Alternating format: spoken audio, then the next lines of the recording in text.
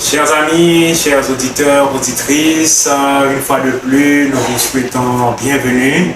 Nous sommes très contents d'être avec vous ce soir. Nous allons continuer avec notre série Vivre entre Genèse 18 et 19. Alors, ce soir, nous allons voir un sujet très intéressant, ce qui n'est pas nécessairement facile. Le titre du sujet, c'est « Quitter les grandes villes ». Nous allons voir que dit la Bible sur ça. Et nous savons que lorsque les anges avaient demandé à l'eau de quitter Sodome et Gomorrhe, alors est-ce que nous, ce message est d'actualité pour nous aussi, qui vivons dans les grandes villes? C'est ça que nous allons discuter ensemble avec pasteur Jacques-Lionel Guillaume. Nous savons que c'est pas quelque chose qui est facile, surtout pour les gens qui vivent en Amérique du Nord. Nous vivons dans un pays développé.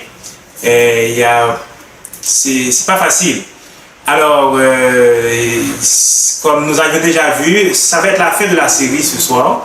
Nous avions déjà vu le don prophétique, l'intercession d'Abraham, la réforme sanitaire, l'amour fraternel, fondamentaliste. Ce soir, c'est vraiment la fin de notre série, Quitter les grandes villes. Alors, avec vous, pasteur Lionel Guillaume. Oui, bonjour mon frère Wendell, comment ça va? Ça va bien, merci. Merci pour toi. Bon, ça va bien, grâce à Dieu, béni comme d'habitude. Comme d'habitude, on salue nos collaborateurs qui travaillent avec nous. Et il y a la place pour tous les gens qui veulent travailler avec nous, même si vous avez déjà votre propre ministère personnel, de soutien personnel. Il y a toujours de la place, nous avons toujours besoin d'inviter des gens qui peuvent partager des sujets spécifiques avec nous. Donc il y a toujours de la place pour tous. Ce soir, nous allons considérer ensemble sortir des grandes villes, Genèse, à partir du verset 12, du chapitre 19, verset 12, jusqu'au verset 23, 22. Donc, c'est le texte de méditation, mais nous n'allons pas le lire comme tel, nous allons faire quelque chose de différent ce soir. Ce soir, ce ne sera pas nécessairement un message comme tel, ça va être une série de questions-réponses. Questions des spectateurs, des auditeurs recueillis par notre bien-aimé frère Wendell lui-même qui va partager avec nous et moi je vais donner les réponses à partir de la parole de Dieu comme telle. Je vais développer à partir de la parole de Dieu comme telle afin que vous voyez que l'importance actuelle de sortir des grandes villes présentement. Donc, il y a plusieurs personnes qui prêchent ce message et pourtant parmi ceux qui prêchent ce message, ils sont encore dans les grandes villes. Sont-ils cordonniers mal chaussés ou on appelle ça des hypocrites? Nous allons voir la réponse à ces questions. D'ailleurs, Frère Wendell a déjà beaucoup de questions pour nous. Alors, sans plus tarder, je vous invite à courber la tête. Nous allons débuter par une courte prière. Éternel, notre Dieu, notre Père, toi qui diriges toutes choses, dirige nos cœurs et dirige nos pas, Seigneur. Enseigne-nous tes voies, Seigneur. Nous demandons tout cela au nom de Jésus. Amen. Amen, amen. Bon. Forendel, quelle est ta question que tu avais pour nous? Bon, le titre du sujet pour ce soir, c'est bien sortir des grandes villes. En effet, oui. Ok. Alors, j'ai beaucoup de questions dans la tête. La première question qui me vient à l'esprit, c'est pourquoi doit-on quitter les grandes villes? Pourquoi avons-nous quitté les grandes villes? Oui. Alors, je vais vous répondre. Beaucoup de gens mettent en phase qu'il faut quitter les grandes villes avant quoi? Avant la marque De la bête? de la bête. Maintenant, quitter les grandes villes, excusez-moi, quitter les grandes villes, on trouve cela dès l'Exode. Exode, et nous savons que l'Exode, c'est l'exemple de Moïse et Pharaon, les deux antagonistes. Il y avait une question d'une marque de la bête dans l'Exode. Non. Ah, il n'y avait pas de question de marque de la bête. Au contraire, l'Éternel dit à Moïse, il dit à Pharaon de laisser sortir mon peuple afin qu'il me serve. Afin qu'il puisse me servir. Et c'est là que Pharaon a dit, ben, je ne connais pas l'Éternel, je ne laisse pas partir le peuple. Mais il n'y avait pas question d'un temps de tribulation, d'un temps de détresse, d'une marque de la bête, mais c'était plutôt laisser sortir le peuple afin qu'il me serve. Pourquoi afin qu'il me serve? Parce qu'il est impossible de servir l'Éternel dans les grandes villes. Voyons voir l'exemple de Genèse. Lorsque nous sommes dans Genèse, voyons voir l'exemple d'Abraham. Oui. Abraham, chapitre 12. L'Éternel dit, Abraham, quitte ton pays et va dans le lieu que je vais t'indiquer. Abraham sortit par la foi, il ne savait même pas où est-ce qu'il allait. Ok. Est-ce que vous voyez? Abraham sortit et ne savait même pas par où il allait. Et par où Dieu a amené Abraham? Dans tout le long. Dans des lieux désertiques, n'est-ce pas? Oui. Dans le lieu désertique, que se passe-t-il? Il a grandir. Multiplier. Il fait grandir sa connaissance de la parole de Dieu, de sa présence, de sa relation avec Dieu. Il fait fructifier sa relation avec Dieu, de sorte qu'au chapitre 22, Dieu lui fait une demande spécifique. Abraham, offre-moi ton fils, ton seul, ton unique fils en sacrifice. Maintenant, vous voyez, si Abraham n'avait pas passé par des lieux désertiques, Abraham n'aurait pas pu discerner la voix de Dieu. Pourquoi? D'où vivait Abraham? Abraham vivait à Ur. Ur, connu comme aujourd'hui comme Irak. Oui. Sous quel autre nom est connu l'Irak aujourd'hui? Babylone. Babylone. Et Babylone, quel est l'ensemble de Babylone? Des Chaldéens. Et quelle était le caractéristique des Chaldéens et des Babyloniens? C'était une nation polythéiste. Nous savons, nous, qu'il y a un seul Dieu, mais pour eux, il y avait 36 dieux. Wow. Chaque dieu était honoré pendant 10 jours. Pour les 36 multipliés par 10, vous avez un cercle. Un cercle, soleil, Dieu soleil. Ok? Il y avait 36 dieux. Prenez 1, plus 2, plus 3, plus 4, plus 5, plus 6, plus 7, jusqu'à 36. Ça vous donne 666. Est-ce que vous me suivez bien, chers amis spectateurs? Donc, Dieu appelle Abraham, dit sortez des grandes villes. En parlant de Ur, sortez des grandes villes. Pourquoi? Parce que nous venons de voir que c'était une nation polythéiste avec plusieurs dieux. Qu'en est-il aujourd'hui pour Forendel? Sortez des grandes villes, pourquoi? N'avons-nous pas une grande constellation de Dieu? Oui. Le Dieu de l'argent, Dieu qui a de crédit, Dieu de l'Internet. Dieu de l'Internet, Dieu de la sexualité. Nous ne vivons pas dans un monde de confusion. Babylone, que vous dites Babylone, Forendel? Confusion. Nous vivons avec plusieurs dieux. Comment pouvons-nous reconnaître la voix de Dieu? Comment pouvons-nous servir Dieu en toute quiétude au travers de tous ces dieux? L'Éternel nous appelle, il dit, sortez des grandes villes. Voyez-vous? Donc je vais arrêter ici pour l'instant pour ne pas converger avec les autres questions qui doivent venir parce que je ne les connais pas à l'avance. Je vous dire que je ne les connais pas. C'est Forendel qui a salé entre les mains. Donc je vais arrêter ici pour ne pas converger. Mais si ce n'est pas clair, nous pourrons toujours revenir à la fin. Ok. J'ai une autre question. Je pense que je vais vous poser deux questions à la fois. Ok. La première question que j'ai, c'est, bon, il y en a que ça fait longtemps qui sont partis, soit au Canada, aux États-Unis, en France. Il y en a, ça fait longtemps qu'ils vivent dans les grandes villes. Pourquoi c'est maintenant qu'on doit quitter les grandes villes? Et pourquoi c'était pas avant? Ça, c'est la première question. Est-ce que tu veux que je te pose une question ou ça? Non, parce que ça, c'est assez complexe pour répondre. Donc, il faut me laisser le temps de répondre. Je vais m'arrêter là. Pourquoi devons-nous quitter maintenant et non avant? La réponse à cette question, c'est que l'heure de quitter, ce n'est pas maintenant. Ce n'est pas maintenant. Non. L'heure de quitter, c'est longtemps avant. Ah bon. Ok, allez dans Luc. Je vais vous demander d'aller dans Luc, chapitre 21, verset 20. Luc 21, verset 20. Vous allez voir que dans le livre de Luc, vous retrouvez plus de détails que dans le livre de Matthieu, parce que c'est quelque chose que nous retrouvons dans Matthieu 24. Mais dans le livre de Luc, nous retrouvons plus de détails. Luc 24, 21, verset 20.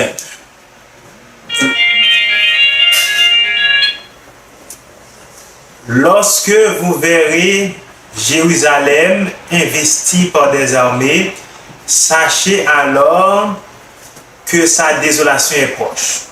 Alors que ceux qui seront en Judée fuient dans les montagnes, que ceux qui seront au milieu de Jérusalem en sortent, et que ceux qui seront dans les champs n'entrent pas dans la ville. Donc, dans Matthieu chapitre 24, il est dit, lorsque vous verrez l'abomination qui cause la désolation établie en lieu saint, fuyez. Mais c'est tout. Luc nous donne plus de détails. Il dit, lorsque vous verrez Jérusalem investie, le mot à retenir ici, c'est le mot investi. Que veut dire investi? Ça veut dire que l'armée n'est pas devant la porte. L'armée n'est pas sur le côté. L'armée n'est pas en arrière, l'armée n'est pas sur le côté. Ça veut dire l'armée est partout. Alors l'armée est tellement partout que vous ne pouvez ni rentrer, ni sortir. Vous êtes cuit, vous êtes collé dans la ville. Parce que si l'armée était juste devant la porte, comme Matthieu 24 nous semble nous montrer, vous pouvez sortir par la porte de l'arrière. Mais Luc, c'est ça qui nous donne plus de détails. Vous êtes investi. Voilà que lorsque vous voyez Jérusalem investi, c'est comme un filet. C'est comme un filet. Il n'y a pas d'issue de secours, donc vous devez sortir. Et c'est lorsque vous voyez ce temps-là, Jérusalem investi, que c'est là qu'était donné le temps de sortir pour le peuple d'Israël. Que Jésus avait donné un signe avant. Lorsque vous verrez cela, fuyez. Tous ceux qui ont fui sont restés vivants. Mais voyez-vous, c'est que les gens, lorsque Celsius est venu à Jérusalem en l'an 66, vous allez comprendre. En l'an 66, Celsius rentre dans Jérusalem et il investit Jérusalem. Comme Luc dit. Mais pour des raisons inconnues, il décida de partir. Mais avant de partir, il laissa la bannière du drapeau romain devant la ville. Et puis, tous les Juifs ont commencé à se moquer des chrétiens qui avaient écouté l'appel de Jésus. Ils ont dit, voyez-vous, ce sont des fanatiques. Et c'est rien passé. Voyez-vous comment ces gens-là ce sont des fondamentalistes, comme on a vu là dans le message. Il ne s'est rien passé. Regardez, les Romains sont partis. 3 ans et demi plus tard, l'armée est revenue, cette fois-ci avec le général Cassius.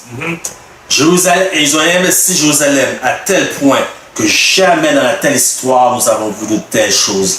Il y avait des rivières. Ellen White dans la grande controverse, ce sont des rivières. Ils étaient tellement encerclés qu'ils ne pouvaient ni rentrer ni sortir. Ils mouraient de faim puisque les provisions ne pouvaient pas entrer dans la ville. Les femmes allaient voir les femmes. Les femmes disaient, mon ami, aujourd'hui nous allons manger ton fils, demain nous mangerons le mien. Voyez-vous à quel point c'était grave? Les archéologues, l'histoire, tout le confirme. C'est pas juste nous les chrétiens. Tout confirme cela s'est passé exactement comme ça. Nous avons trouvé des animaux morts, presque congelés de mort, inactifs, dans leur bouche, ainsi que des humains, des lacets, des sandales même. Voyez-vous à tel point ils avaient faim? C'est une période terrible. Jésus l'avait prédit. Mais c'est lorsque vous verrez Jérusalem investie de l'armée, fuyez. Tous ceux qui ont obéi, écoutez, c'est très important ce que je dis. Tous ceux qui ont obéi, la parole est sur obéir, sont restés. Il n'y en a pas un qui a péri. Maintenant, en 1888, l'histoire se répète. L'histoire se répète. En 1888, et nous savons qu'aux États-Unis, il y a des lois qu'on appelle des lois d'État. Vous avez 2 sortes de lois. vous avez trois sortes de lois. Nous allons les voir ensemble. Premièrement, il y a ce qu'on appelle la loi d'État. La loi d'État, ou bien un État, c'est une province. Ça dépend dans quel pays vous êtes, dans quel continent vous êtes. On parle d'un État ou une province. Au Canada, nous avons des provinces. Mais il y a la loi d'État. Chaque État, chaque province est libre à elle-même de formuler des lois. OK? Après ça, vous avez la loi nationale, où tout le pays, ou fédéral comme on dit ici, où tout le pays embrasse la même loi.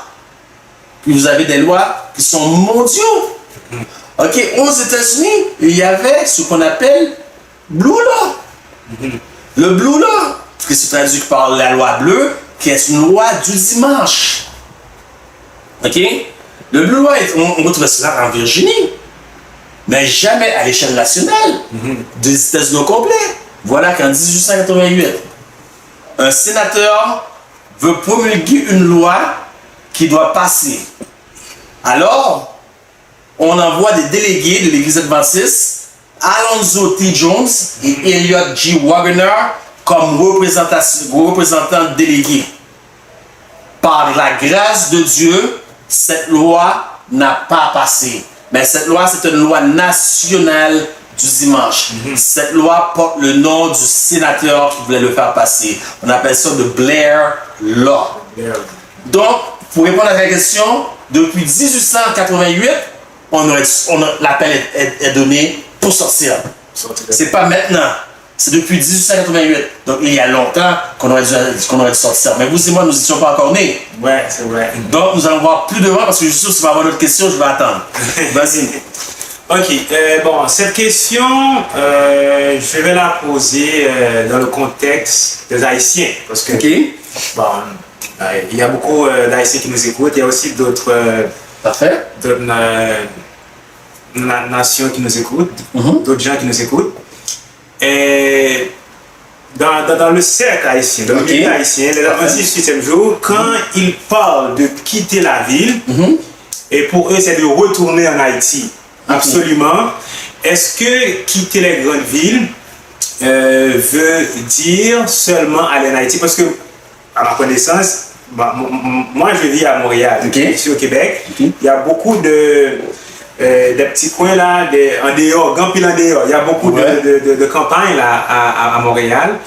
Bon, dès qu'il fait froid, alors est-ce que. Aux États-Unis, aux États-Unis, c'est pas tout le pays où est-ce qu'il fait froid. Il y a des endroits où est-ce que la température est agréable, tolérable toute l'année. Est-ce que quand on quitte les grandes villes, on peut aller quelque part aux États-Unis ou aussi ailleurs au Québec? Ok, mais là je vais répondre parce que je vois dans ta question trois questions. Je vais répondre à la première question. Est-ce que quitter les grandes villes signifie aller en Haïti? Aller en Haïti. Première question. Laissez-moi vous dire, Farandel, que pour nous ici au Canada, nous allons aller en Haïti, ok? C'est quitter les grandes villes. Mais pour les gens qui sont haïtiens, qui vivent en Haïti même, vous allez à La Caille, Lester, Limbé, Saint-Marc, Gonaïve, Pétionville, 4 Haïtiens, La Caille, c'est des grandes villes quand même.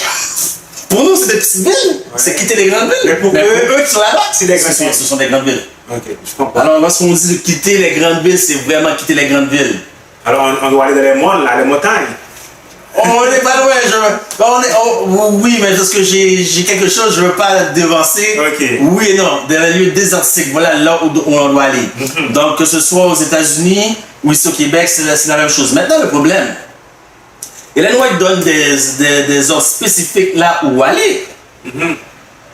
Donc, là où aller, elle nous dit spécifiquement que c'est quelque part que ça ne doit pas prendre plus que 2 heures de route. 2 heures de route. 2 heures de route, c'est sûr, dans son temps, à elle, ça prenait un petit peu plus parce qu'elle était à cheval. Mais nous, ça ne doit pas prendre plus que 2 heures de route. Il faut qu'on soit assez éloigné, qu'il y ait une source d'eau là-bas, comme une petite rivière, mais quelque chose, une source d'eau qui est potable. Attendez un instant, si je comprends bien, quitter les grandes villes peut être progressif, quelque chose de progressif? Non, oui et non. Donc, je ne veux pas vous perdre parce que si je te perds toi, c'est qu'ils ne comprendront pas. Ok, ben désolé. Ils ne comprendront pas non plus. Non, c'est bien parce que si tu ne comprends pas eux, peut-être qu'il ne va pas comprendre non plus. Je vais être plus spécifique. Ok. Donc, elle nous dit exactement où aller, à 2 heures de route. À 2 heures de route. OK. À 2 heures de route, vous pouvez aller plus loin que cela, mais ça doit être une résidence ou quelque part qui est éloignée de l'autoroute. Voilà le critère. Et le deuxième critère, il doit avoir une source d'eau. OK. Une source d'eau, donc ça doit être une source d'eau potable. Voilà, 2 heures de route. Voilà, c'est ça le critère de où aller. Ok. Maintenant, si pour vous, quittez les grandes villes, c'est aller en Haïti, et puis vous vivez ici, vous avez toute conscience en Haïti, et puis demain matin, il y a la loi du dimanche. Est-ce que vous me suivez bien où est-ce que je veux en venir? Ok. Demain matin, il y a la loi du dimanche, vous pouvez ni acheter, ni vendre. Vous imaginez, c'est sûr que la loi du dimanche, ça va prendre un petit délai. Peut-être une semaine avant que tout le Québec soit, tout le monde soit peut-être une carte ou un chip, peu importe. On ne va pas l'avoir la même journée que c'est sorti. Mais imaginez que vous n'avez pas l'argent pour le billet d'avion. Aujourd'hui, vous allez l'avoir dans 1 mois, dans 2 mois. Et puis la loi du dimanche sort, vous n'avez même pas l'argent pour aller en Haïti, pour retourner en Haïti, ou dans votre maison que vous avez achetée en dehors des grandes villes. On est bloqué. Vous êtes bloqué. Et c'est pour ça qu'il faut partir avant. C'est bon, faut partir avant. Parfait. OK. Ok, l'autre question pour Wendell? Quelle autre question? Bon, alors, quand nous lisons dans... OK. OK, alors, on doit quitter les grandes villes, OK? Ouais. Ça, c'est pas quelque chose de légère. Non. C'est vraiment huge. C'est vraiment Oui. quelque chose de... Oui. Je ris parce que je pense à quelqu'un qui Ok. dit huge. Ok. OK, alors, c'est pas une décision qu'on doit prendre à la légère. Oui. Alors, est-ce qu'on doit prier Dieu pour lui demander où est-ce qu'on doit y aller et comment s'y préparer? Ok. La première réponse à la question, si on va prier Dieu, Dieu vient dans toutes choses. OK. Dieu vient dans toutes choses. Aucune décision ne devrait être faite sans Dieu. Donne à l'Éternel ton sort et recommande à l'Éternel On sort? ton sort et la planifiera pour les choses pour toi. Donc tout doit être fait avec l'Éternel premièrement. Maintenant, il faut connaître aussi la volonté de l'Éternel. Certaines personnes disent si Dieu le veut, mais c'est parce que vous ne connaissez pas la volonté de l'Éternel. Souvent on prie pour un exemple que je vous donne, on prie pour une personne malade. Puis à la fin, pour cacher notre manque de foi, car pour aller à l'Éternel, il faut que celui qui vient peut croire qu'il est le rémunérateur. Mais on cache notre manque de foi lorsque nous prions pour les malades en voulant dire et en disant si c'est ta volonté. C'est la volonté de Dieu. C'est la volonté de Dieu. Dieu dit Que tout le monde- bien aimé, je désire que tu prospères comme prospère l'état de ton âme et sois en bonne santé. Mais c'est la volonté de C'est la Dieu. volonté de Dieu, c'est vrai. Alors donc sortir des grandes villes, c'est la volonté de Dieu. OK. Il faut juste prier, Dieu va nous guider step by step all the way. Ah ouais. Mais ce qu'il ne faut pas faire, ça prend une préparation. Oui. Et ici, dans Country Living, Ellen White nous dit, take heed that there shall be no rash movement. No rush. No rush. OK. No rash movement made in eating the counsel in moving from Battle Creek. OK. Do nothing without seeking wisdom of God, who had promised to give liberty to all who ask, and who upbraided not. En d'autres mots, elle donne un exemple ici. Elle dit, ne faites rien rash. Rash comme mouvement impulsif. OK. Faut pas précipiter les Il ne choses. faut pas précipiter. Mais dans le temps que nous vivons aujourd'hui, c'est différent. Ce n'est pas qu'il ne faut pas précipiter, et ce n'est pas qu'il faut précipiter non plus. Mais c'est différent. OK. Je vais lire Matthieu 10, verset 23. Et tu vas me dire qu'est-ce que tu penses de ça. Parfait. Alors, Matthieu 10, verset 23. Ça dit, quand on vous persécutera dans une ville, fuyez dans une autre. Je vous le dis en vérité, vous n'aurez pas achevé de parcourir les villes d'Israël que le Fils de l'homme sera venu. Alors, 3 choses que j'aimerais souligner dans ce verset. Ok, la première chose que j'aimerais souligner, c'est le verbe persécuter. La deuxième chose, c'est ville. Puis troisième chose, quand le Fils de l'homme sera venu. Alors, Matthieu 10, verset 23 nous dit que, d'après ce verset, la fuite est dans un contexte de persécution. C'est quand on nous persécute, on doit fuir les grandes villes. D'après seulement ce verset-là. Okay? Et aussi, on voit que cette fuite-là a rapport avec les événements des derniers jours, la seconde venue de Jésus. Alors, c'est vraiment dans le contexte de la fin des temps. Alors, la question que j'ai, est-ce que, je pense que tu me comprends déjà. Hein? Oui. Oui. Est-ce que on doit s'attendre à ce qu'on soit persécuté? Est-ce qu'on doit attendre la persécution avant de fuir, d'après ce que nous dit Matthieu 10, verset 23? Ok, donc il est noir d'être clair là-dessus pour Andel. Donc il ne faut pas chercher la persécution avant son temps. Ce ne serait pas sage. Maintenant, pour le texte que tu viens de lire, il faut comprendre une situation, c'est que Dieu se sert de la persécution pour faire avancer son œuvre. Donc Dieu prend le piège de l'ennemi et il se sert de ça pour faire avancer son œuvre. Donc nous voyons dans le livre des Actes des Apôtres, il y a eu une grande persécution. Qu'est-ce qui a amené cette persécution-là? C'est que les leaders, les dirigeants avaient crucifié, faire mourir Jésus. Maintenant, Jésus n'était plus. Ils pensaient que tout reviendrait à la normale. Qu'est-ce qu'ils voient? C'est maintenant qu'ils voient que ça prend, que Jérusalem est en feu. Pourquoi? Parce qu'ils disent aux disciples de Jésus, vous avez pas infecté, vous avez rempli toute Jérusalem de votre doctrine.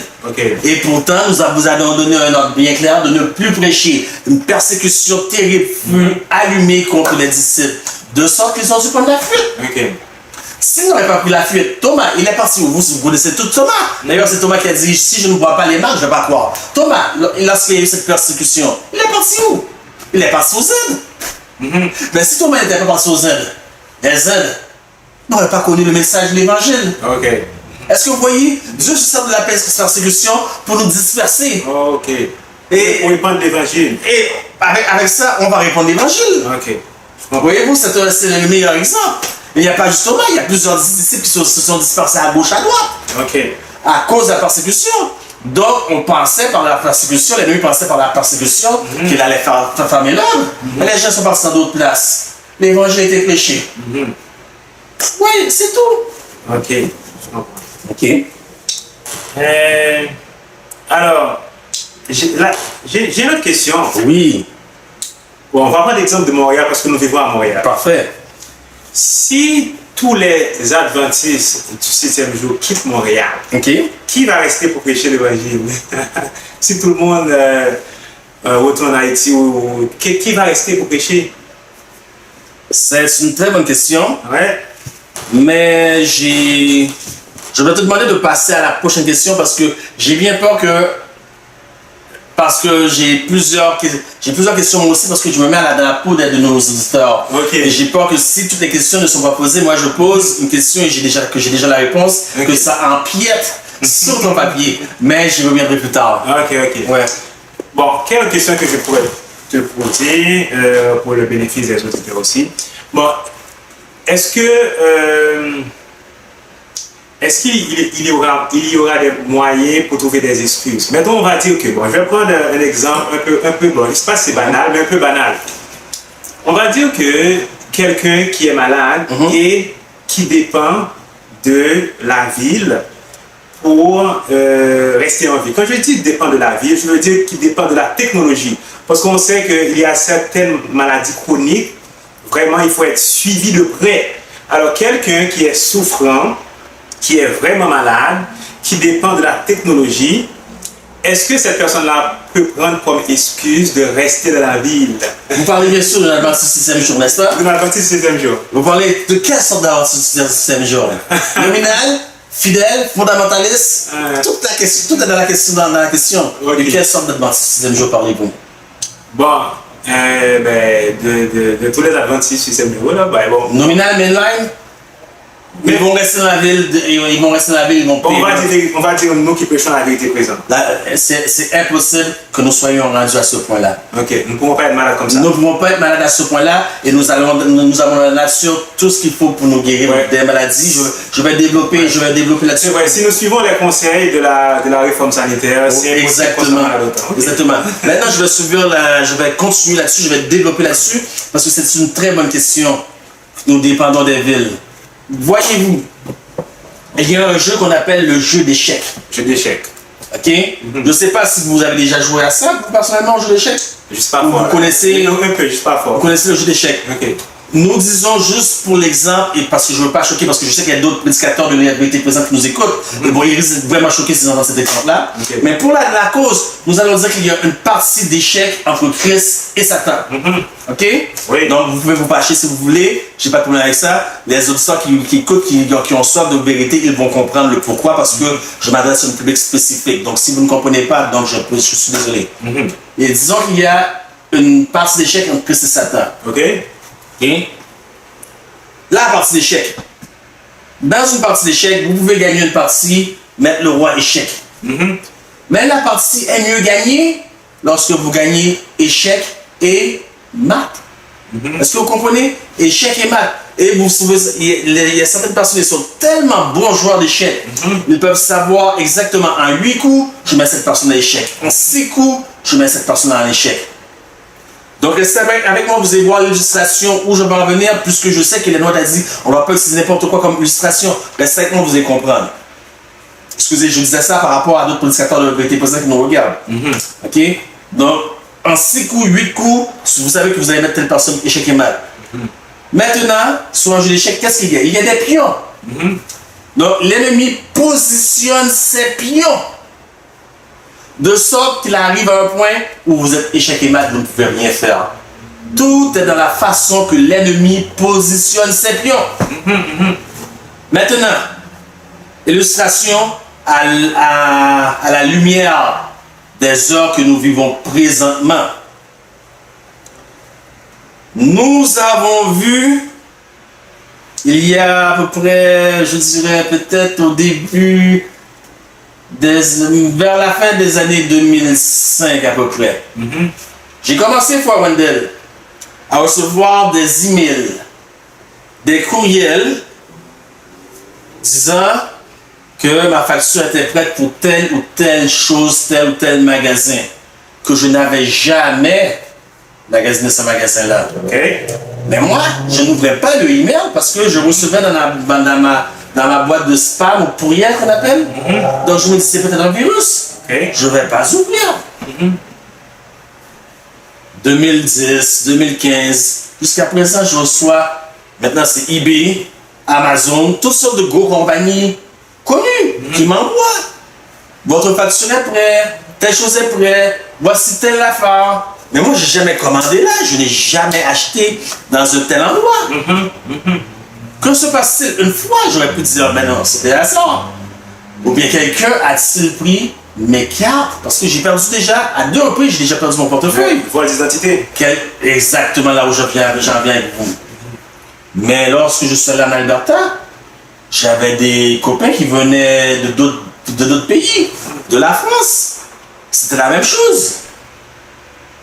Donc, je ne suis pas le seul à avoir reçu un vol d'identité. Plusieurs personnes. Dernièrement, ici, pendant la crise même du COVID-19, le gouvernement Trudeau a offert quoi? Un chèque de CPU, prestation d'urgence canadienne, à tous les Canadiens. Et il y a des gens qui sont présentement à la prison, qui recevaient ces 2000 $ là. Mais il y a d'autres gens qui sont chez eux, mais que d'autres personnes recevaient l'argent sur leur nom. Vol d'identité. Donc, écoutez bien, j'arrive au point, Fouendel. Je sais, soyez patient. Nous parlons de positionner des pions. Positionner des pions. Et vous allez comprendre l'importance de quitter les grandes villes. Positionner des pions. Donc, les gens ont volé l'identité de certaines personnes. Mais, il y a 1 an et demi, presque 2 ans, un gros scandale interne à la banque, à la Caisse populaire Desjardins, où des millions de gens se sont vus frauder de leur identité. Par la grâce de Dieu, les médias n'ont pas annoncé personne qui a été affecté par cette fuite d'informations. Et puis, moi, j'ai réfléchi à tout ça. Donc, Bruce Lee, quand j'étais enfant, j'aimais écouter les films d'arts martiaux. Et puis, un jour, j'ai écouté une entrevue avec Bruce Lee. Qu'est-ce qui fait la force de Bruce Lee? Et Bruce Lee a répondu, si vous apprenez à voir venir les coups, à l'avance. Voir venir les coups. Et moi, je voyais par ces choses-là une loi nationale du dimanche. Est-ce que j'avais tort? Est-ce que j'étais dans le fanatisme? Est-ce que j'étais dans l'extrémisme?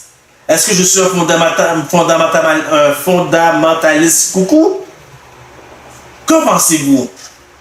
Alors, je vais vous dire qu'est-ce qu'il y en a. Il y a 5 semaines à peu près de cela, dans le Journal de Montréal, le plus gros investissement informatique jamais fait pour mettre une microchip à tous les Québécois vivant au Québec pour que le projet se termine en 2023. Ah. Donc, est-ce que j'avais vu juste? Ouais. Est-ce que j'avais vu juste? Ok, deuxième chose. Le COVID-19. Nous savons tous que c'est une maladie inventée. Inventé. Mais qu'est-ce qu'il y a dans le COVID-19?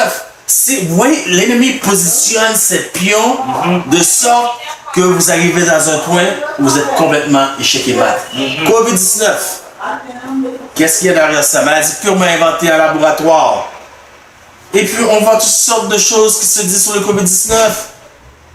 Mais le taux de létalité, on appelle ça fatalité en français, lethal in English, fatalité est de 0,2.9. Pourquoi tout ceci magnifique? On essaie de faire peur à la multitude et vous suivez tous les yeux fermés. Ce que disent les médias ne vous endorment. Tout ça pour amener une loi nationale du dimanche. Ok? Maintenant, le masque. Le masque. Il y a maintenant presque 2 mois que je suis guéri. J'ai été terriblement malade, Wendell. Ah. Ouais, je pense que tu m'avais dit. Terriblement malade. J'ai pris la peine d'apporter pour montrer aux spectateurs à quel point on vous a dupé sur le masque. Aujourd'hui, maintenant, on vous dit que le masque sera bientôt obligatoire partout, Québec comme États-Unis, Canada. Le masque sera obligatoire. Qu'est-ce qu'on veut faire par là? Vous ne voyez pas les coups venir. On veut diminuer votre système immunitaire afin de vous attaquer, car ils veulent dépeupler la planète. Ouais. Regardez, moi je travaillais dans une compagnie, avant j'aimerais vous dire que j'ai travaillé en alimentation, dans le domaine pharmaceutique et dans la boulangerie. Et voilà le genre de masque que nous portons dans ces 3 domaines-là. Puis, est venu le COVID-19. On nous a donné un autre masque à porter. Je le mets pour vous. Puis, avec le COVID-19, on devait porter un petit masque comme ça. Là, je le mets en dessous. Là, il devrait aller en dessous. Le petit masque comme ça. Donc, j'ai donc 3 masques ici. Je vais en baisser immédiatement. J'ai donc 3 masques. Voilà. Quel est le danger? Même si j'avais juste un seul masque, quel est le danger de porter ce masque-là? Vous respirez votre première inhalation d'air. Vous la respirez très bien et vous rejetez du gaz carbonique. La seconde, par exemple, vous respirez seulement 50%, mais vous respirez votre propre cochonnerie que vous avez expiré, du gaz carbonique. Comme ça, votre système immunitaire s'affaiblit. Peut-être que c'est dans 1 an, si vous portez des masques tous les jours, 8 heures par jour, qui sait combien la population va chuter par les maladies. Il y a un contrôle des dépopulations. Donc nous avons vu, c'est un échiquier, un jeu d'échecs où l'ennemi positionne. Le but, c'est d'amener à une loi nationale du dimanche que tout le monde va accepter. Maintenant, je ne sais pas si dans votre compagnie où tu travailles, il y a ça, parce que moi j'ai déjà travaillé dans plusieurs compagnies, et on faisait ce genre de choses-là, même dans nos écoles. On nous donnait un lieu de rencontre. Et puis quelqu'un, un jour, par surprise, sonnait la lame de feu. Quelqu'un chronométrait. Combien de temps ça va prendre pour sortir? Et puis, il y avait un lieu de rencontre. On savait que si on avait dit que peut-être c'était 3 minutes, si ça dépassait les 3 minutes, ça veut dire que quelqu'un était resté. Il manquait une personne, elle allait le chercher. Toute cette histoire de COVID-19, Wendell, ce n'est qu'un fire drill, comme un exercice de feu. Pour voir, donc c'est pour ça qu'il parle de première vague, deuxième vague. Ils essaient la première vague pour voir combien de pourcentage qu'ils ont réussi à vous duper. De sorte qu'ils vont lancer une deuxième vague. C'est peut-être de notre nom, peut-être ça ne sera pas Covid-19, ça va être autre nom. Mais ils ont vu tout ce qu'ils voulaient voir. Comment la population est mouton, suit aveuglement les médias, comment ils peuvent vous endormir. Et vous avez tous cru à cela. Puis, il y a le changement climatique. Tout le monde a connu le changement climatique avec le Greta Thunberg. Mais bien avant Greta Thunberg, il y avait Leonardo DiCaprio. Tout ça, ce sont des pions.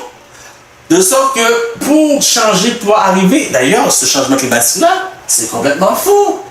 Les chiffres sont erronés. D'ailleurs, les chiffres sont erronés. Mais le pape dit, je ne sais pas d'où le pape Francis sort ces chiffres-là, il dit que pour trouver la solution, ça va coûter 15,5 trillions par phase jusqu'à l'agenda de 2030. Okay. Donc imaginez par année, il y a 4 phases à 15,5 trillions. Ce qui donne à peu près 63-64 trillions de dollars par année. Mettez les pays du G7. Ils ne veulent pas investir trop d'argent. 7 pays, les pays du G7, c'est trop d'argent pour eux. Donc imaginez si les pays du G7 ne veulent pas contribuer à cela. Imaginez les pays normaux ou les pays du tiers-monde. Alors, il faut donc une alternative. Quelle est cette alternative? Laudato si, l'article 237, le dimanche comme repos total. Puis, il y a George Floyd, le Black Lives Matter Movement. Et pour qu'est-ce qu'il y a derrière le Black Lives Matter Movement? Parce que les gens affirment que Jésus était un homme noir. Jésus était un radical. Donc, les vies pour Jésus a de l'importance. Donc, il faut rétorquer, mais avec violence. Il y a la vaccination. Ils vont tellement vous achaler que si vous ne savez pas travailler de vos mains, comme je fais avec Marisol du service, vous êtes mal pris que vous êtes dans l'obligation d'accepter la vaccination. Ce sont toutes des pieux qu'ils positionnent pour vous mettre échec et mat. Il y a subvention gouvernementale. Nous avons parlé des Chinois tout à l'heure. Nous avons parlé des fondamentalistes. Les Chinois, eux autres mêmes, ils ne sont pas enregistrés dans leurs églises de maison. Alors, le gouvernement de Chine, qu'est-ce qu'ils font? Ils ont commencé à donner des subventions aux gens pour dénoncer. Et vous allez voir, en tant qu'adventiste, on parle d'un vrai adventiste, un bon adventiste, qu'un jour, qui sait? Frère va dire, c'est là que Frère Wendell habite, hein? Voyez-vous, si vous n'êtes pas solide, ou bien Frère Wendell va dénoncer une autre fois, va dire, c'est là qu'il habite. Par la grâce de Dieu, je sais que mon frère ne fera pas ça. La mort avant le déshonneur. Mais voyez-vous, attendez-vous à cela, que les gens vous donnent de dénoncer. Donc il y a des subventions gouvernementales pour dénoncer son prochain. Et on voit des subventions gouvernementales pour dénoncer ceux qui ne portent pas de masque. Ça commence tout petit. Mais c'est un jeu qu'ils font avec vous. Ils testent le terrain. C'est comme un exercice de fou dans les compagnies pour voir jusqu'où ils peuvent aller. Il y a le HART Project Bluebeam. HART, qu'est-ce que c'est le HART? C'est la nature, contrôle de la nature. On parle de réchauffement climatique, mais eux, ils contrôlent la nature. Ils peuvent faire des tsunamis, des tremblements de terre, avec les armes puissantes qu'ils ont qui contrôlent la météo. Ils peuvent faire que dans un tel lieu, il n'y a pas de pluie. Donc sécheresse, pas d'alimentation. Et le Project Bluebeam, qu'est-ce que c'est le Project Bluebeam? Si ce n'est pas un projet de hologramme, de ceux qui vont faire paraître Jésus sur les nuées du ciel. Si c'est au Canada, Jésus va, tous les Canadiens vont le voir. Si c'est un pays arabe, il va venir sur une forme arabe. Un pays africain, il va venir sur une forme africaine. Un pays asiatique, il va venir sur une forme asiatique. Simultané. Ils peuvent contrôler. C'est un jeu d'échecs. Et c'est le plus important pour leur actuel, c'est les vaccins. Et Bill Gates, ce que vous ignorez, c'est que Bill Gates, oui, il a investi plusieurs milliards de dollars dans les compagnies pharmaceutiques, mais il a aussi investi là-haut dans l'espace. Pas beaucoup de gens sont au courant. Qu'est-ce qu'il a investi dans l'espace? Plein de satellites. Donc, par rapport au vaccin que d'une façon ou d'une autre que vous allez recevoir, même si vous dites je ne suis jamais vacciné, moi, mon enfant ne sera jamais vacciné, moi, je préfère mourir. Non! Vous allez arriver dans un point, ils veulent mettre échec et mat où vous n'avez pas le choix de l'accepter.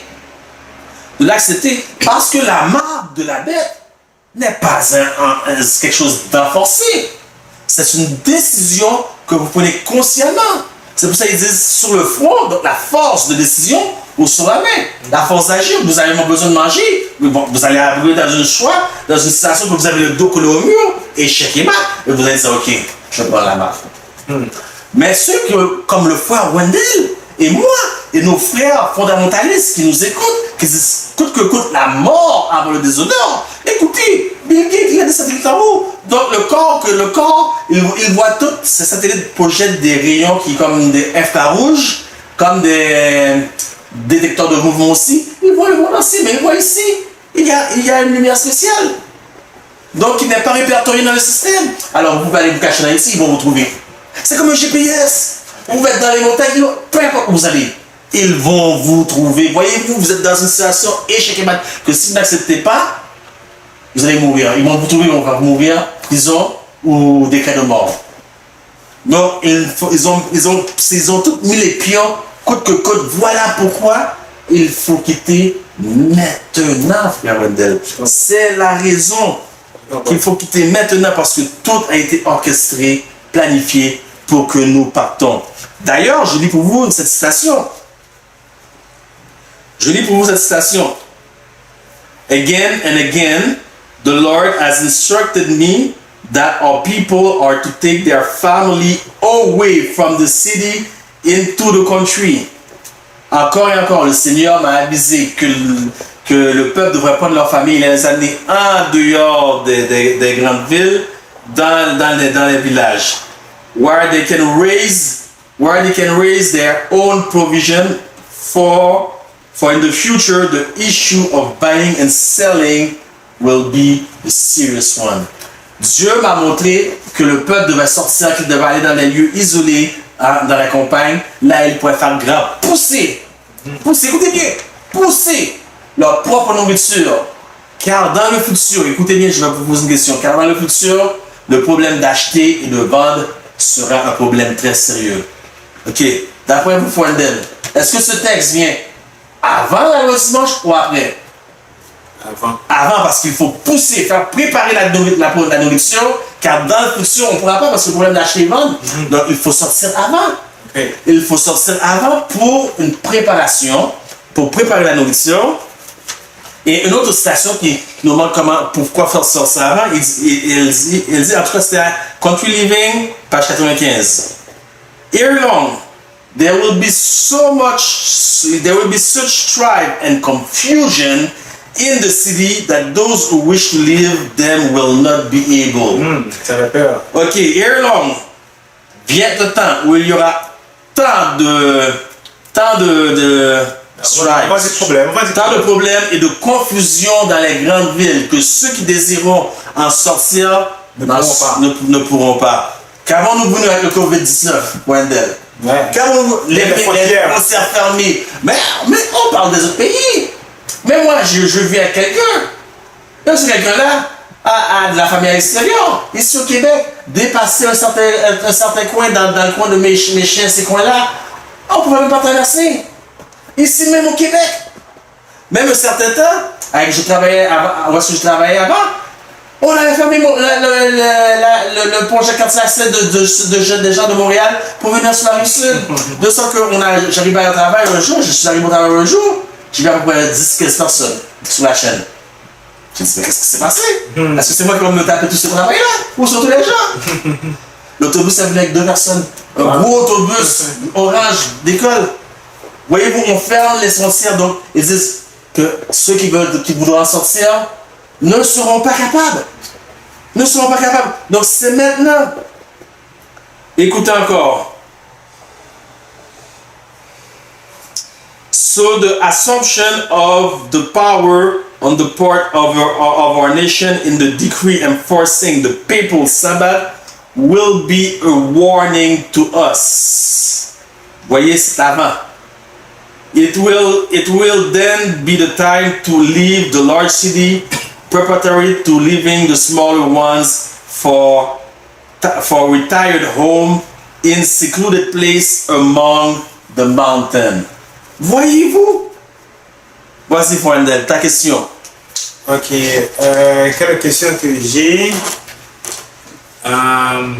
Alors, nous voyons que il y a des gens les gens qui prêchent la vérité présente. Oui. Ils prêchent de quitter les grandes villes, mais il y en a qui sont toujours là. Dans les grandes villes. Okay. De l'autre côté aussi, on voit qu'il y a des gens qui avaient quitté les grandes villes. Moi, j'en connais des gens qui vivaient au Canada et qui sont allés en Haïti. Il y a de cela 4 ans, 5 ans, 6 ans, 7 ans, mais qui sont revenus. Et malheureusement, les gens ont tendance à les ridiculiser. Alors, que penses-tu de ça? Alors, je sais pas qu'est-ce que tu as à dire. Bon, que les gens qui reviennent, ils reviennent souvent pour une raison. Ils ont souvent leur propriété encore là-bas. Donc, maintenant, leurs raisons sont peut-être tous différents. Okay. À moins que c'est vraiment quelqu'un qui a mis la main à la pâte et regarde en arrière. Okay. Parce qu'il n'y a pas d'internet, pas de télévision, pas ci, pas ça, et il regarde en arrière. Et qui arrive seul dans le contexte. Parce que nous sommes toujours dans le contexte de Jésus dans Genèse 19. Qu'est-ce qui est arrivé à la femme de Lot? Elle a regardé en arrière et elle est devenue statue. Ça sur le sel. Maintenant, il y a des gens qui prêchent comme nous, comme moi par exemple, sortir des grandes villes, mais qui demeurent toujours dans la ville. Tu es encore là. Je suis encore là.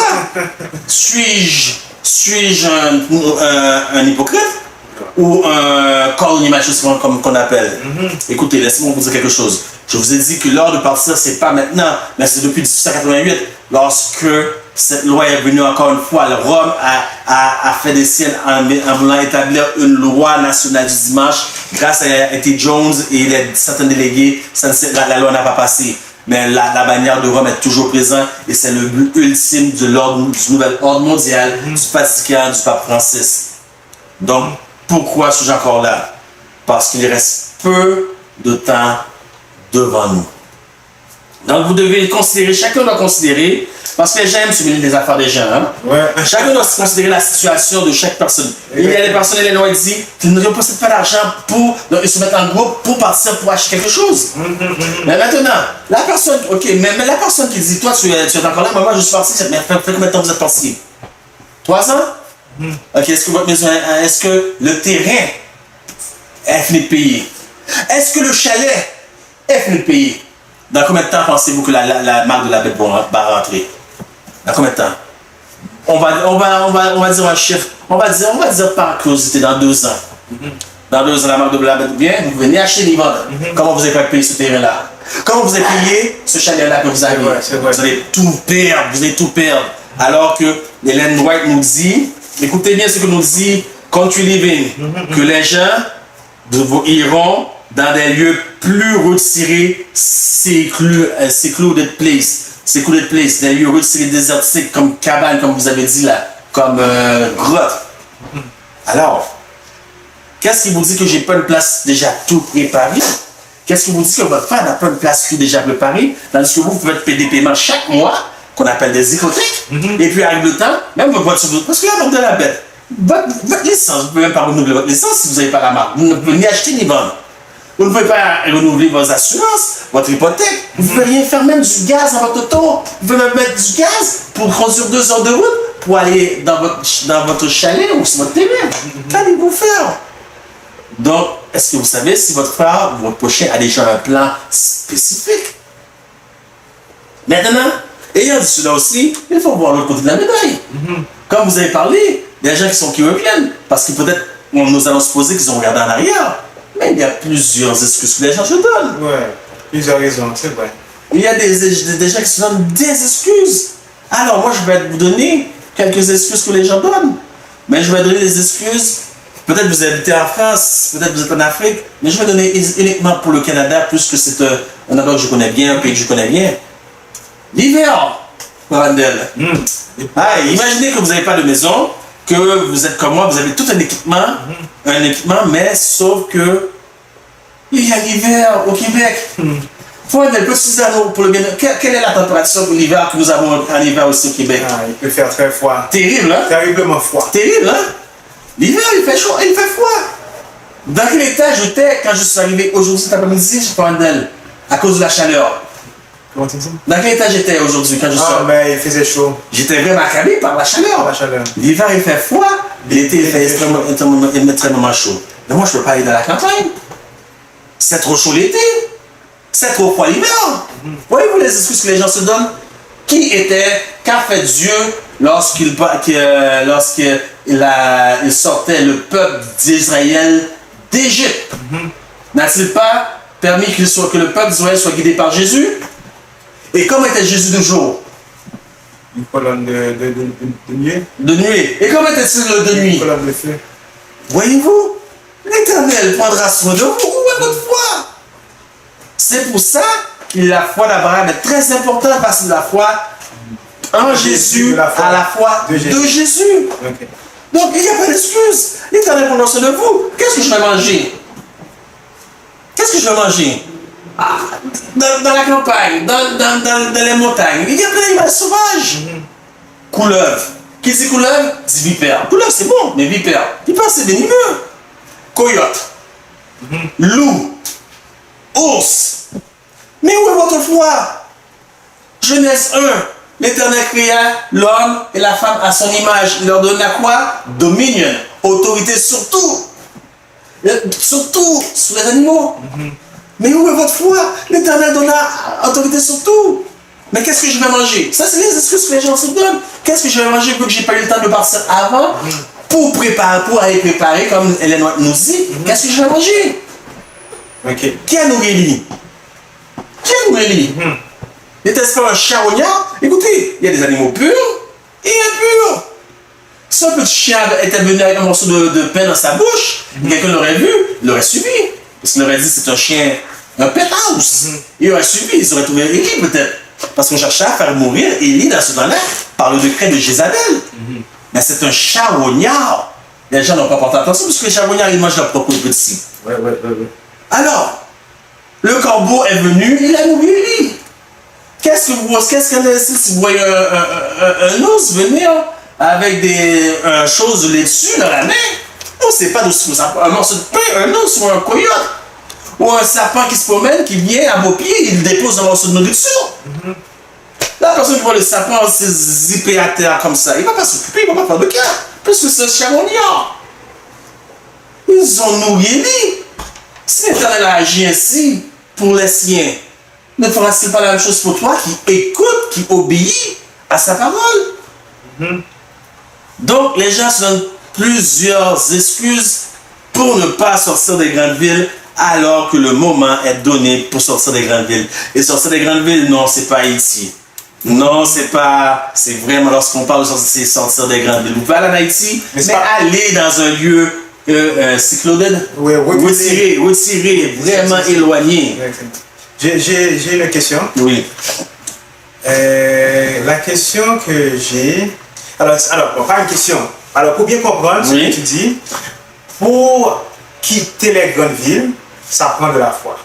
Oh oui. Il faut de la foi. Mais oui.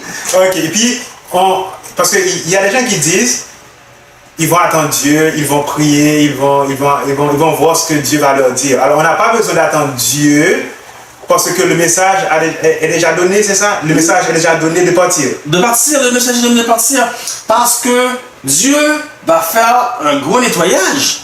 Un gros nettoyage. Dieu va déverser sa colère. Vous savez, Dieu va déverser sa colère. Et c'est l'une des raisons pourquoi nous sommes appelés à ça, à quitter les grandes villes. C'est pas juste parce que pour refléter le caractère de Dieu, parce qu'ici il y a beaucoup de dieux. Il y a le Dieu de l'argent, le Dieu du plaisir. Pour servir Dieu, comme Moïse a dit, non pas Moïse, mais comme nous avons vu dans Abraham qui venait de Babylone, de Ur. C'est pas juste pour ça, mais c'est le fait que le peuple s'est rébellé contre les dieux. Somme 2 dit nation, pourquoi complot-tu contre Dieu? Somme 46, on voit encore la même chose. Somme 46, quand les nations sont tout ça, il existe un peuple qui est tranquille parce que Dieu va dire arrêtez et sachez que je suis l'Éternel. Apocalypse 13-18 nous dit comme ça, les nations se sont irritées. Les nations se sont irritées. Donc il est temps pour toi, Éternel, de revenir pour détruire ceux qui détruisent la terre. Donc l'Éternel va détruire ceux qui détruisent la terre. Les âmes en dessous de l'autel disent jusque ça quand l'Éternel nous vengera-tu pas? L'Éternel dit, attendez un petit peu afin que le nombre soit complet. Donc, l'Éternel va venir, il va frapper de 7 plaies.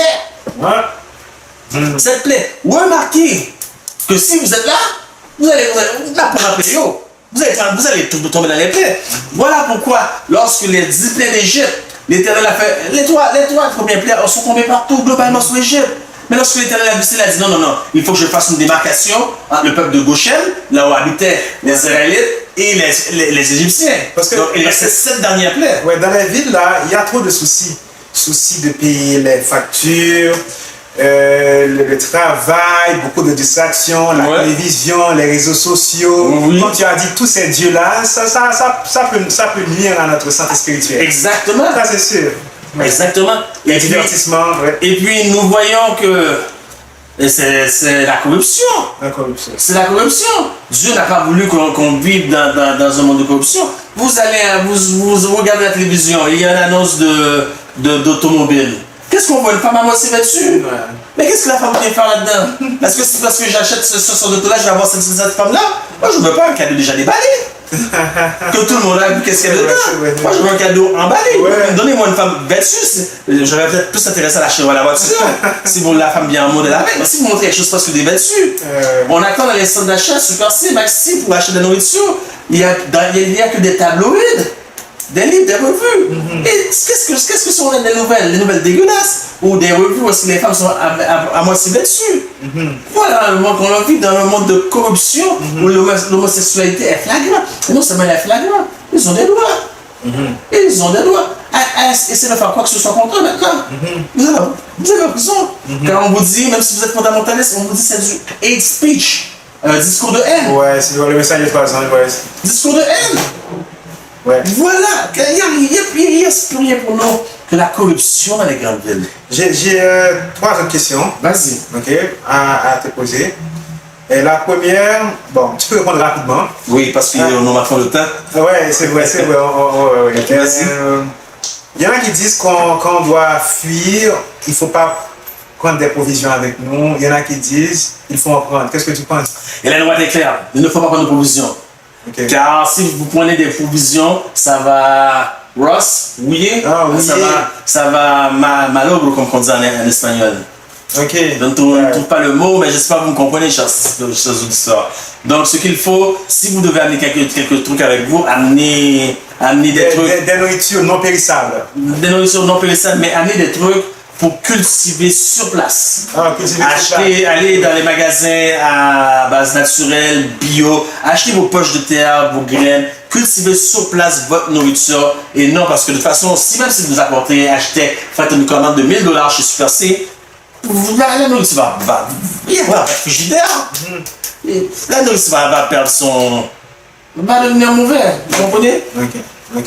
Bon, j'ai 2 autres questions. Tu peux répondre rapidement? Je vais répondre rapidement, oui. Tu veux qu'on réponde ça dans une autre vidéo? Non, je vais répondre rapidement. Ok, alors le message... Oh, ok. J'avais dit que j'avais 3 questions, mais ok. Je vais les poser rapidement. Est-ce que c'est un message, le message de quitter la grande ville, est-ce que c'est un message que l'Église adventiste devait en train de prêcher maintenant? Bien sûr. Bien sûr. Bien sûr, et malheureusement, ce sont les ministères de soutien personnel comme nous, Mark Berry, Jeremiah Davis, Andrew Enriquez, ces gens-là qui prêchent ce message-là. Okay. Très peu d'églises adventistes prêchent. D'ailleurs, moi, je n'ai jamais entendu prêcher ce message, ni sur le retour de Jésus non plus. Nous portons le nom adventiste, les adventistes ne prêchent même pas sur le retour de Jésus. C'est rare qu'on entend ça. C'est rare. Moi, quand j'étais à l'université, j'ai fait 1 an straight dans la même église, j'ai jamais entendu un seul sermon sur le retour de Jésus. Ok. La question que j'ai... Mais le message de quitter les villes, là, les grandes villes, est-ce que tu ne penses pas que c'est un message qui peut créer de la division? Parce que dans une famille, il y en a qui vont vouloir partir. Bon, le mari peut décider de partir, mais la femme, elle dit non.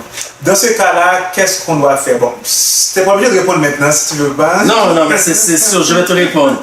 Le message qui crée la division, le message de Christ va créer la division. Okay. Le père contre le fils, le fils contre le père, la mère contre la fille contre la mère. Le message de Christ, c'est clair, c'est dit dans Matthieu, c'est dit dans les évangiles, que c'est un message de division.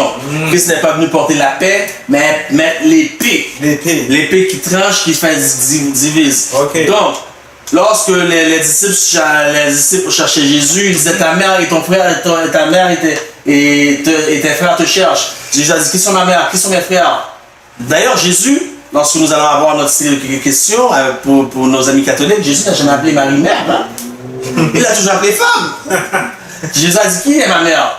Qui sont mes frères? N'est-ce pas ceux qui écoutent et font la volonté de Dieu? Ça, c'est une chose. Donc, après ça, il dit quiconque a plus d'amour pour sa mère, pour son père, on va dire pour son fils, on peut ajouter son époux ou son épouse, n'est pas digne de moi. Okay. Donc, c'est l'évangile que je vous cite là. Il n'y a rien qui met de mes propres paroles. C'est l'évangile. Tapez sur Google qu'est-ce que je viens de vous dire, vous me donnez la référence au verset. Il n'y a rien qui vient de moi. Donc, oui, mais simplement que non, ça ne devrait pas se faire. Ça ne devrait pas de division. Et si vous divisez contre votre mère est-elle attentiste? Peut-être que non. Mais vous devez faire votre chemin parce qu'elle a pris sa décision. Ok? Maintenant, le problème, c'est votre femme ou votre mari.